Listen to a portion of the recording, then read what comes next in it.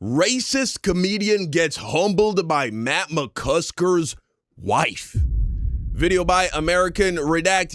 Yeah, fuck around and find out, man. That's exactly what happened to this pathetic hack of a comedian who spends just an egregious amount of time on the terrible, racist platform that is the Kill Tony show. He spends an egregious amount of time attacking this man's wife, who happens to be a black woman. She's not a comedian, nor is she even on the stage, right? She's not even within sight. And he's just constantly attacking her because he's a hack comedian trying to pander to racist comedians who are also terrible. All of these guys, they're so fucking unfunny. Kill Tony, terrible. Joe Rogan, horrible comedian. They're all so bad at being funny. You know what I mean? But anyway, let's go. All right, so apparently one of the 250 comedy assassins from Austin, Texas, quite literally got some sense knocked into him recently by Matt McCusker's wife, Brittany McCusker, which happened after this guy made a bunch of poor taste jokes about Brittany during the most recent episode of Story Wars. Timmy no breaks. I'm plugging Matt's wife.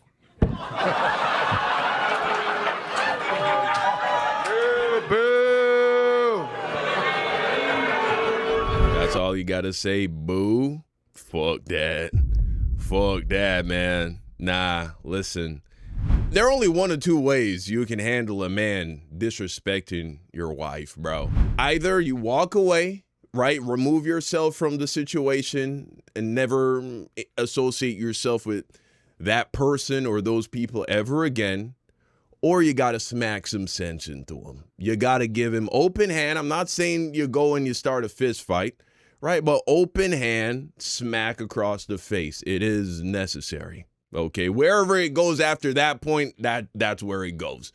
And I don't advocate for violence, right? That's why I say option one, and the preferable option, is to remove yourself from the situation. But the first mistake you made was going on this show anyway. You feel comfortable going on a show filled with racists that love to say terrible, horrible things about black people. You know that, right? You're married to a black woman, yet you still choose to go on the show. Okay? So you're not innocent in this shit either. And this is exactly what happens. Your black wife now becomes the subject of the racist ridicule. And so you're not innocent in this either. And you're a pussy as well for just sitting there and taking it. But, not even having the self-respect or the honor to get up and leave. It gets a lot worse from here, guys. Let's go. Hey, work's work. Yeah, I get paid. Big J. Okerson. Don't kiss my fucking ass now. Shut up. I said I'm gonna fuck his wife after the show. That's what I said. I didn't say Look anything. at that, showing all his fucking teeth. You're scared. You're afraid to put hands on this guy. Okay? And you're afraid to lose ties, cut ties with these hack comedians because of all the clout they have. It's one or the other, probably both.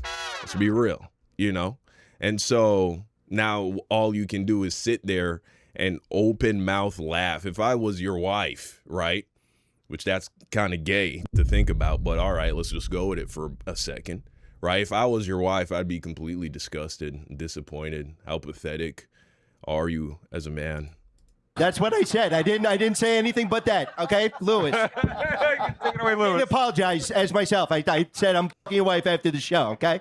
But if you guys don't know who this obnoxious guy in the leather jacket is yet, his name is Timmy No Breaks, and this is actually a character he's been doing on Kill Tony for about a year now. And when he first appeared on Kill Tony, he was pretty well received by the audience, as people didn't really know what to expect with him. But after becoming a regular on Kill Tony, this Timmy No Breaks character quickly became stale, as there's only so many things you can say in a thick New Jersey accent that are funny. So nowadays, even he's getting tired of it, as he's essentially just a one-trick pony. Okay, this next impression is going to be a generic white guy.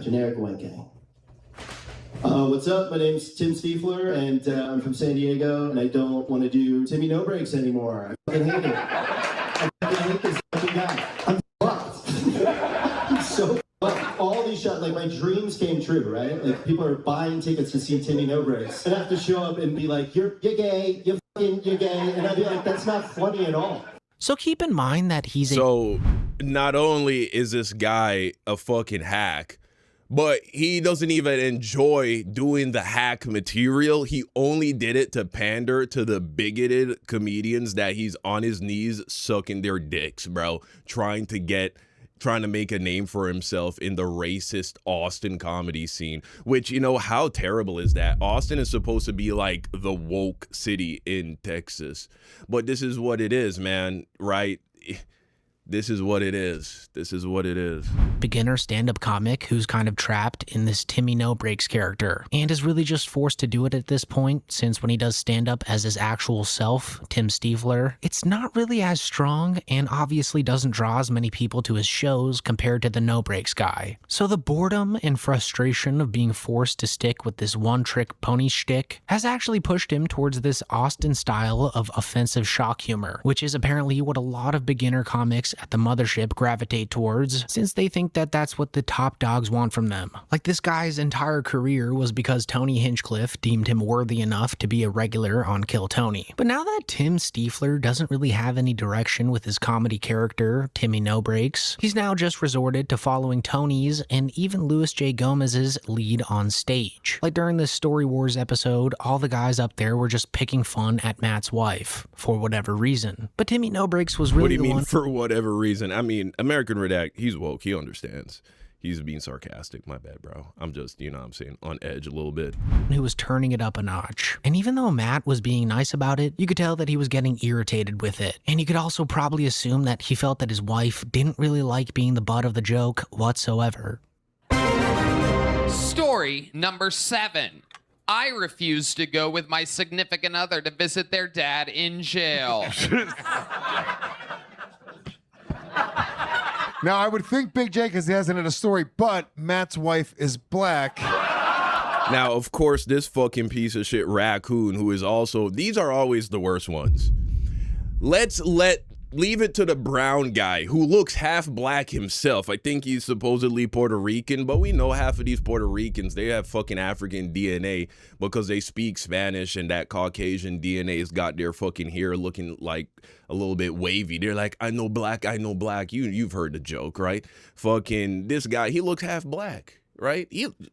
Anyway, right? Leave it to him. Panel of white racist comedians. He's the one that's like, oh, let me attack that man's black wife, right? As the only brown man on the fucking stage. Pathetic. Think Big J, because he hasn't in a story, but Matt's wife is black. Ironically, the incarceration rate for Hispanic people is almost equivalent to that of black people. Isn't that insane? Yet, right, the brown guy is gonna fucking attack the black woman, not even on the stage. To be honest with you, my first thing was to jokingly laugh and go like, Louis, that's fucked up. And I was like, it's a really decent, rational Okay. How is it rational? Less than 1% of the black male population is in prison right now. Why would it be a rational thing to just assume that a black woman's father is in jail, right? Again, I understand that this is supposed to be comedy, but she's not even on stage. You know what I mean? And like, this is just lazy. This is just lazy, racist comedy. There's nothing clever about it. It's only funny if you're a racist, right? It's not even like a remotely true stereotype. Most black men are not in prison. Most black men are not in jail. Do you know what I mean?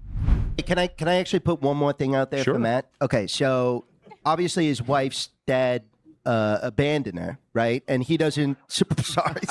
And why? Listen, why it is. I mean, I shouldn't even put any energy into like trying to explain this shit for the hypothetically like fucking racist person that doesn't get the big deal. The reason the incarceration rate is so high in the black community is because of white supremacy and the systematic oppression and targeting of the black community. So it's not even like black people fill the jails because these are all just black people who are so much worse than white people. The reality is, if these other demographics of people were policed at the same rate and put in the same kinds of situations, they would make similar decisions and find themselves with similar outcomes. you know? And so that's the irritating part as a black person when you hear these kinds of jokes. Not only is it not accurate statistically, but secondly, the reason that it is a problem to begin with is because of racism. And so, you know, it's like, let's make fun of the kids getting blown up in Gaza. Oh, who told you to be in Palestine, right? If you made a joke like that, you'd be like, whoa, what the fuck? But that's how racist this country is. They don't realize it's the exact fucking same thing. When you make jokes about black people being incarcerated, it's like making jokes about fucking, you know, Palestinians being genocided, right? But you don't see the connection because you've been brainwashed by white supremacy. Oh, that guy had enough. Sit down, sir. Sit Real down. nice, Timmy. Come on, buddy. Come back. It's okay. Yeah, you see that guy who walked out, he did what this man should have done. Right, that woman's husband should have done, this comedian. Dude, so what? Let's Man, cut all that. kinds Let's of fucking colored cut that. people go to jail. See, he's like all kinds of colored people, and then of course this fucking brown hack, he's laughing at it. And that's why he has to look down, because of the shame. You guys don't you fucking see it? All of these raccoons know that they're fucking pathetic, like white supremacist dick suckers that are begging for validation. That's why he's like this. Look at him looking down. He's ashamed. There's a part of him that can't hide it. People, that's why there's wars in jail. Everyone's white, Asian. McCusker is genuinely autistic. There's a chance that he just doesn't feel things when people have emotions in front of him. I met his wife backstage. She's a bitch. I gotta be honest with you. Now you got this guy called, you see, and this is what happens when you don't stand up for a person's honor. Once they realize that your fucking wife is free game, you know how pathetic that is? That your wife is free game. Like, these people are in your fucking face saying this shit to you. Now it's open season, and their crowd is racist, and so they will enjoy nothing more. You are not going to score any easier points than by trying to humiliate a black woman in front of these fucking racist pieces of shit. And so now look at this, because you didn't stand up for her the first time. Now it's fucking, they running a train on your wife, dude. She was so mean. It was insane. That's crazy to say. Yeah, because she's black, you fucking racist piece of shit. Wow. That's crazy. Wow. In third place That's with crazy. That's all you can say. 9 points, What a fucking cuck. Matt McCusker. Matt got 9 points by story number 3, and he has not scored a single point since. No. Just fending off attacks from my wife by these fucking scumbags. You're not doing anything. You're not even doing anything. You're just sitting there and taking it like a bitch. All for YouTube credit, man. That's cool. Clout chasing pieces of shit. You're the fucking clout chaser, because if you weren't chasing clout, you would have got off the stage. And you see, a lot of people online are split about this Story Wars Look, episode. all he had to do was one time and say, hey, man, don't fucking talk about my wife, man. You want to crack jokes on me, crack jokes about me. Don't talk about my wife, or it's going to be a problem. You know what I mean? And then you can leave. That's problem number 1. Or, you know what I'm saying? You can handle this like men outside or in front of everybody. Who gives a fuck? That's problem number 2. But you don't just sit there and let a group of fucking men talk about your wife like that.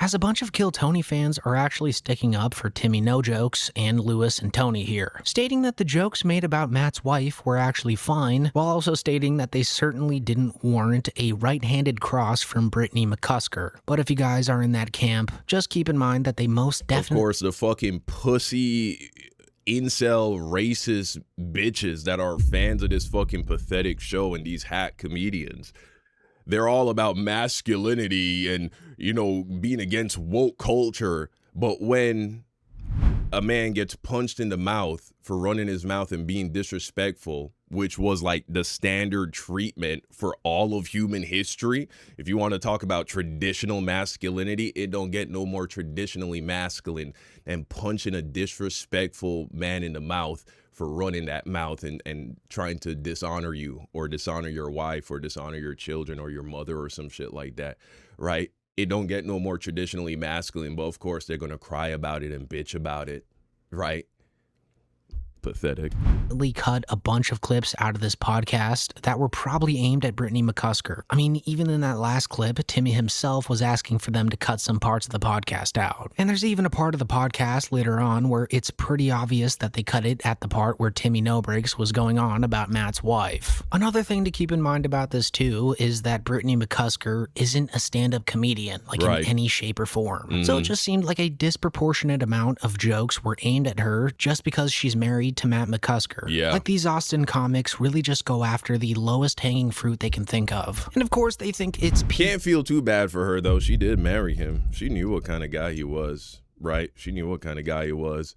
The kind of guy that hangs out with dudes like this and are friends with dudes like this. You know what I'm saying? She probably a raccoon in her own right. I don't know her though, so I'm not saying necessarily to put that on her. And it doesn't make you a raccoon just to like be in an interracial relationship with a white person, but this is the kind of white dude you're gonna get with, the kind of white dude who's just gonna sit there and allow all these other fucking white guys to just like shit on you for a fucking hour. Give me a fucking break. Comedy because the people in the crowd laugh at it. I mean, just take a look at how pathetically Tony Hinchcliffe tries to get a rise out of the crowd here. You guys are both half Puerto Ricans? Yeah. Why do you read so Puerto Rican? Reading Puerto Rican means you can't read. Yeah. See, he makes fun of his own people. Reading Puerto Rican means you can't read. Look at that fucking raccoon piece of shit. The dominant gene they have. All of these fat, old, out of shape losers, man. No Significant other. I just met Jamie. See, listen, he just like what fucking racist bullshit did Tony just say that he just allowed to slide? Can't read. Yeah. It's a pretty dominant gene they have. Oh yeah, it's a dominant gene, being fucking stupid and illiterate, right? Doesn't even acknowledge it. Doesn't even crack a joke back. You know what I'm saying? Just keeps it pushing because he's a fucking bitch that they just have on a leash. He's their token brown person.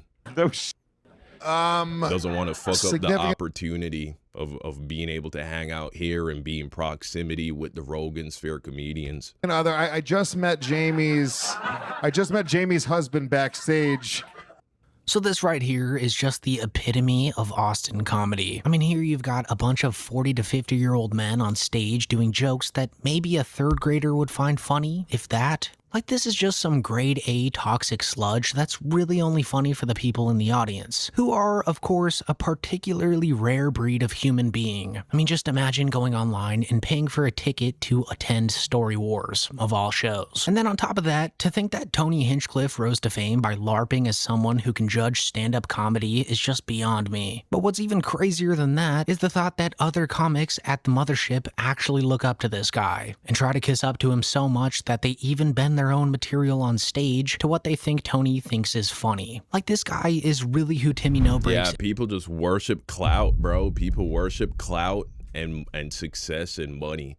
And so many people are willing to just throw their morals out of the window, right? Abandon the integrity of their craft for the sake of trying to get into the good graces of a guy like this. Is trying to please here, which is actually pretty unfortunate. I mean, I don't believe Timmy No Breaks would be so brash these days if it weren't for his idols like Tony Hinchcliffe and Joe Rogan, but I guess that's just the way it is at the comedy mothership, folks. And recently, Ari they're all on fucking Rogan's dick. Shafir explained this phenomenon in more depth on Steph Tolev's podcast, where he stated that new comics tend to be as aggressively offensive as they can be at the mothership because they think that's what Joe and Tony want.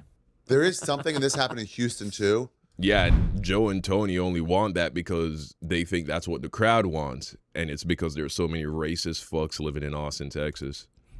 Where they did it with Kinnison and Hicks, where they started going like, this is what I think I'm supposed to do based on one of the big things. And a lot of guys are there doing material that they think Rogan and Austin would like. Yeah. And not like what they want to do. They're still trying to find themselves. So they go, I guess Rogan, and Rogan's like, I don't care what you do. Do jokes about Kierkegaard. I'm just making funny. I don't give a shit. But they're trying to like please what they think is a version of him, you know? Yeah. And then it's like not healthy. No. But a lot of them are younger, or just like, or it's just a fucking weekday show and they're trying, and you can't judge it too harsh. Okay. You can't judge it too harsh. Man, if you can't be funny without punching down, if you can't be funny without being a racist or a bigot, you're just not funny. You're not funny at all. You're pandering to hatred. It is not right to say hateful things out in public. And so when you're a hateful person, you like hearing other people say that hateful shit that you agree with. And so that's what they're appreciated. But it's not because you're actually funny. There's nothing clever about you. There's nothing clever about it. It's like half these guys, you just say the hard R in a joke and you're going to get a round of applause. You think that makes you funny? No, you're just pandering to racists. I've seen this guy's act a million times. It's very similar. Yeah, I mean, some guys are offensive. Yes. But also, you don't want to be the guy going, Dice is over the line. No, well, Dice is timid compared to this. Yeah. Dice is clean compared Yeah, but he to wasn't. He had other comics ripping up Yeah. his picture and going, I'll never perform with him. Oh, really? Oh, I have heard plenty of white comedians make jokes about black culture, black people that were genuinely funny. So it's not that you can't ever joke about another race. And it's not even that you can't, as a white person, make a joke that targets the black community. But there's a difference between being clever and funny, right? And then just being a piece of shit. So there's that, and there's the fact that Timmy No Brakes is basically just a cheap knockoff of Andrew Dice Clay, who built his career around playing an exaggerated, loudmouthed, leather jacket-wearing New York tough guy. The big difference between the two, though, is that Dice actually had original material, memorable catchphrases, and enough charisma to turn the character into one of the biggest stand-up acts of the late 80s. Timmy No Brakes, on the other hand, feels more like he's borrowing the attitude without bringing the same level of joke writing or stage presence. I mean, the guy was obviously an overnight success and still has a pretty long way to go. So he goes overboard in this one and ended up getting rocked in his face because of it. Good. And you don't tell us. You don't tell each other. I'm playing for your wife. I've a literally gift. never met your wife. I've never said a word to her. I feel so... No, you can't take it back now. You're going to have to face her out there. I thought I would be able to see her, but I guess not. So pathetic, dude. So fucking pathetic. So you don't even really think that shit you're saying is funny? You're just like, it's an easy target. Attack the black woman, I'll get some laughs. And now your conscience is actually weighing on you. Ow. The bit is slowly taking over. So you guys have to wager. Do not tell me Before when the you wager. question?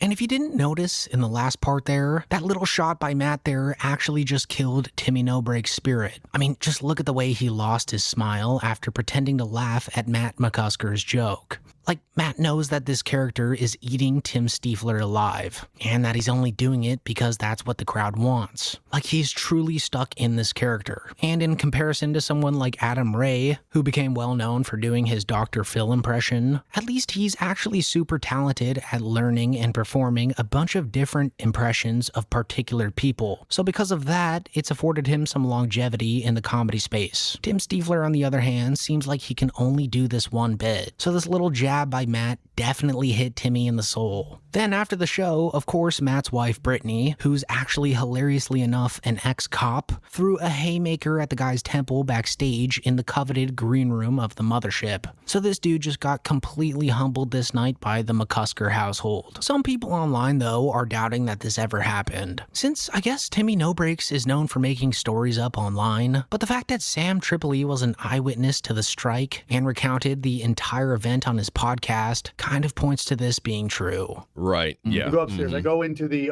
green room. It's packed. Legion Skanks, Joe Rogan's crew, everybody's in there. Rogan is in there, but everybody else is there. Tim Butterly's there. Timmy No Brakes there. And I go sit down. Tony comes in. We hug. We talk. Matt McCusker comes in. Wait, Timmy No Brakes. Is that Timmy No Dice? Is that the same guy? No. Yeah, well, yeah, that's basically the same guy. Nice guy. So there's frantic energy. Now, I never met Matt McCusker face to face. I don't think so. So I wanted to introduce myself to him. Okay. And the room is just chaotic. Where is this? Texas? This is in the green room of the mothership. Okay. So I go up there. I go up to Matt. He's talking to Tim Butterly, and I'm like, "Hey, man, hi, I'm Sam Triple. I want to introduce you." He shakes my hand and walks off. I'm like, "Okay, that's fine." What do you mean? Like didn't say anything? Just walk He off? just said, "Hey," and walks off. Okay. But let me tell the story before you get upset about it, dude. Okay. So I go sit down. I go, okay, I don't know what's going on. So, anyways, I start looking around at the green room, and I notice it's really crazy energy, like something just went down. Right. So I start listening, and Tim Butterly can't stop laughing. So supposedly, what happened was we were in the second Story Wars. The first Story Wars, Timmy No Breaks, Matt McCusker are on the panel with a chick. I can't remember who it was. But anyways, Timmy No Breaks is making jokes about Matt McCuster's black wife. And Matt is like, dude, you're gonna get punched in the face, dude. If you keep doing this, you're gonna get punched in the face. And he I don't know how long it lasted, but he made a couple jokes. Anyways, afterwards, it was more than a couple, man. It was enough that several made it into the YouTube video after they edited out portions. This man was relentlessly attacking this woman who was not a comedian, nor was even like on stage, or it doesn't even sound like she was in the crowd. The show. On Story Wars. Okay. Afterwards, she was probably backstage or something, but maybe she was in the crowd. And imagine how fucking that must feel. She's sitting there, can't defend herself. She's also not famous, doesn't have a platform, not a comedian, and she's just there in the crowd surrounded in this sea of racist white people as this fucking piece of shit is just like tearing into her, and her pathetic white husband just sits there and takes it, laughs at half the jokes. Disgusting. No Breaks and Tim Butterly are talking in the hallway at the comedy mothership. When this is why, bro, you can avoid so many problems in life. Like, I know I will never, ever, ever be in a situation like this. Because why would you put yourself in an environment like this, man? Why would you put yourself around racist people if you're a black person? Why would you bring your woman around racist people if you're a black person? Like, that's just stupid. Do you know what I mean? And if you happen to be married to a black person, it's just like in Get Out, right? The conversation about how if you are a white person and you are in a relationship with a black person, you have a responsibility to protect that black person from your racist family. And so don't fucking guilt them into coming to Thanksgiving dinner or thinking, you know, they should come and meet your family if you know you got a bunch of racist family members. You know what I'm saying? Dude, I normally wouldn't tell these stories, but it's so fucking funny. Okay. So Timmy No Breaks talking to Tim Butterly. Matt McCuster's wife walks up to Timmy No Breaks and just fucking clocks him, dude.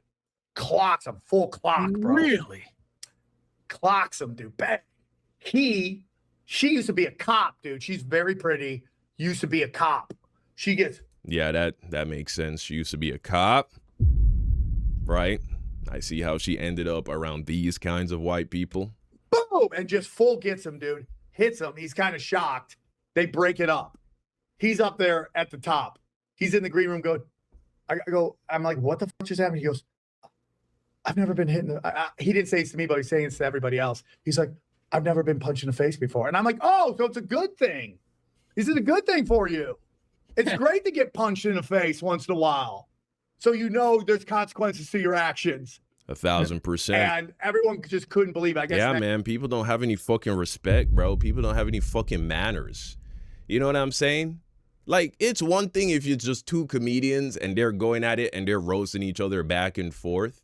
You know what I'm saying? Even if shit gets a little disrespectful or a little bit racist, a little bit whatever the fuck, in the context of y'all are two comedians giving it back and forth to each other, I could even let that shit slide a little bit, especially if it's funny.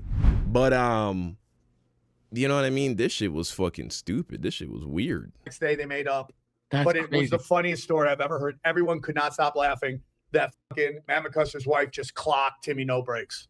Do you think she thought it was going to be like the movies and he would just fall down dead, basically? Listen, I ain't gonna lie to you, man. Even racist jokes, even in the context of two comedians going back and forth with each other, I think that's even hack. You know, I'm not a fucking comedian, but I'm just imagining myself in a situation where I'm trying to roast, I don't know, just a person of another race, and then I just say some fucking hack racist shit that's just, you know what I mean?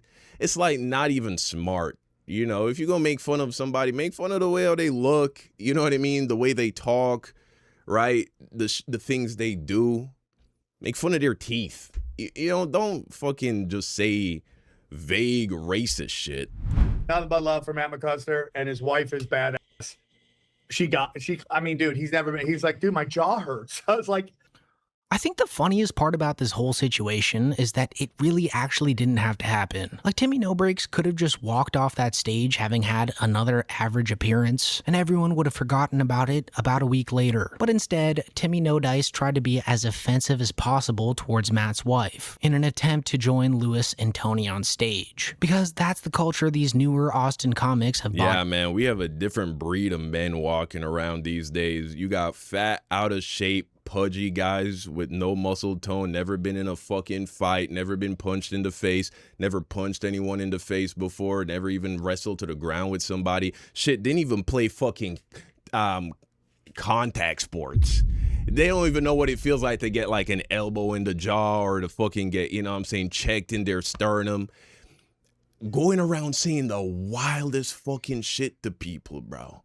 Just running their mouth, saying the wildest fucking shit to people. Meanwhile, you got people who are actually trained in martial arts. You got tough dudes who just grew up fucking wrestling with friends and brothers, fighting with friends and brothers.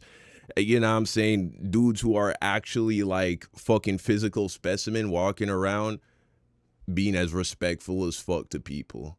And that's just the crazy part to me, man. The craziest part. You go to a martial arts setting, jiu-jitsu gym, boxing gym, MMA gym, it be the fucking nicest, most respectful people that can take your head off, bro. And then you got these fucking assholes who are just like, would get winded in 20 seconds in an actual fight, haven't thrown a punch in a decade, running their mouth like this. Insane.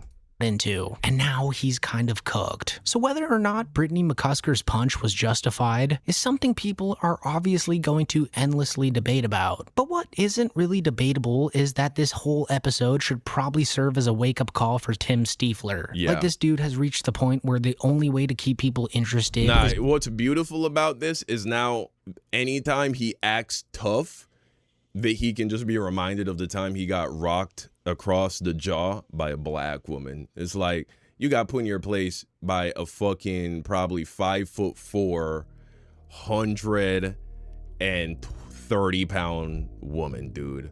Shut the fuck up, bitch. But all right, guys, that's the video. Y'all let me know what you think in the comment section down below. Shout out to American Redact, truly one of my favorite YouTube channels that talk about these fucking lame ass people, man.